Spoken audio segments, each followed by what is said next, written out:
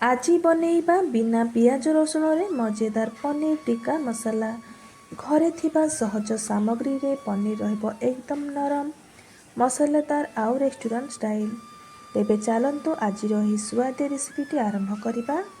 ता पूर्व आपण मान जदि मो चैनल रे प्रथम थर अछंती ताले मो चैनल को लाइक सब्सक्राइब करबा सहित पाखरे थिबा बेल आइकन को दबाई दियंतु जहा फल कि मोर नुआ नुआ रेसिपी गुड़ाकर नोटिफिकेशन आपण मानक पाखरे सर्वप्रथमे पहुँची पारिबो।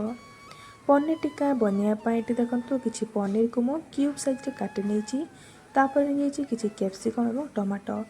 एबे आमे गोटे बाउल नहीं जावा एथिरे पनीर कैप्सिकम टमाटो को ट्रांसफर करनबा।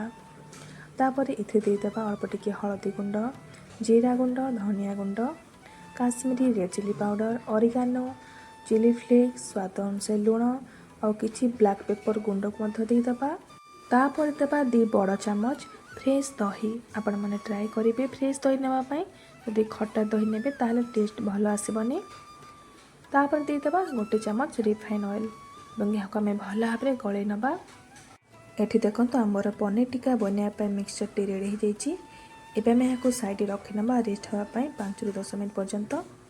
से भितर आम चल तो मसला बनैबा। मसला बनैया देखो सिंपल नहीं जाइए गोटे कंचा लंका 2 पिंच अदा गोटे टमाटो बड़ साइजर टमाटो नहीं नहीं आलमंड और किसी धनिया पत्र को एमती नहीं जाइए। एबे गैस ऑन करी कढ़ई को बसई नबा। तापर ये सब जिन को ऐड करदबा धनिया पत्र को ऐड करबानी और यहाँ 1 ରୁ 2 मिनट भाजी नबा। टमाटो टिके सॉफ्ट हो गला परे आम यहाँ बाहर को काढ़ी नबा और धनिया पत्र को ऐड करी आम गोटे स्मूथ बेटर बनैबा जहाँ फल कि ग्रेवी रे हेल्प करिवो। तापर एबे आम सही कढ़ई रे आउ गोटे चमच तेल को ऐड करदबा। तेल भल भाव गरम हो गला परे मैरिनेट कर रखिथिबा पनीर को ऐड करदबा और लो मीडियम फ्लेम रे रखिक आम यहाँ किसी समय भल भाव में भाजी नबा। आपण माने चाहिले तेल जगह बटर को मध्य यूज करेंगे बहुत बढ़िया टेस्ट आसी थे और फ्लेवर मध्य बहुत बढ़िया आसी थे। ये देखो गोटे साइड रू आम पनीर गुड़ाक फ्राए हो गलानी। एबे आम आस्ते आस्ते यहाँ अन्य पटक उल्टे नबा। आपण माने यहाँ पनीर टिक्का हिसाब से नहीं पारे। ये आप देखी जापे केते टेम्पटिंग देखा जाउची लुक पूरा डेलीशियस अच्छी। 2 साइड टू भाजी सारा पर आम यहाँ गोटे प्लेट को काढ़ी नबा। ये देखो बढ़िया भाव हो गलानी भल भाव फ्राए हो। आपण माने यहाँ स्टिक रे ऐड करके स्मोकी फ्लेवर देखी पनीर टिक्का प्रस्तुत करें। किंतु आम पनीर टिक्का बनैबानी पनीर टिक्का मसाला बनैबा। ये तो टिक्का रेडी हो गला या मसला प्रस्तुत करवा रुटी नान परोटा सहित खावाई बहुत बढ़िया लगी था। थोड़े यही प्रोसेस रे निश्चय ट्राए करंतु देखिए स्वाद भूली पारिबेनी।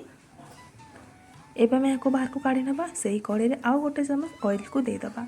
तेल हल्का गरम हो गला पर एथरे ऐड करबा गोटे तेजपत्र गोटे चक्री फूल और दालचीनी खंड।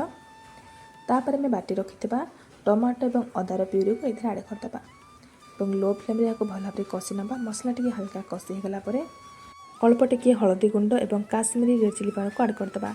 आपण माने चाहिले पनीर टिक्का मसाला मध्य यूज करि परिबे एही समय रे। तापर मैं याको आउ टिके समय कषि नबा। तापर मसला टिके कषि हो गला परे मिक्स रे लागिथबा मसला पानी को ऐड करदबा। तापर याको भल भाव आ गोटे मिनिट कषिबा।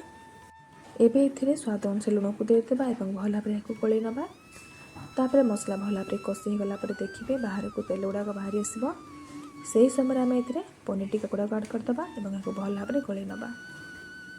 मसला सहित पनीर टिक्का को किसी समय कषि नबा 1 किंबा 2 मिनट पर्यंत। तापर आपण जिते ग्रेवी रखा चाहते से हिसाब से पानी को ऐड करेंगे। पानी ऐड कर सारापर आपण मानक अधिक समय फुटेक पड़ोनी 1 किंबा 2 मिनट फुटे सारापर गैस फ्लेम को ऑफ करनबा और किसी धनिया पत्र को यहाँ पर आम गार्निश करनबा।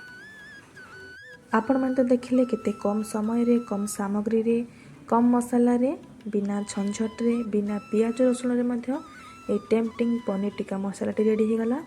आपण माने मध्य एहीपरि घरे प्रस्तुत करी खातु। आपण माने यहाँ भात रुटी परोटा नान जेकोन से खाई पारे बहुत बढ़िया स्वादिष्ट लगी थाए।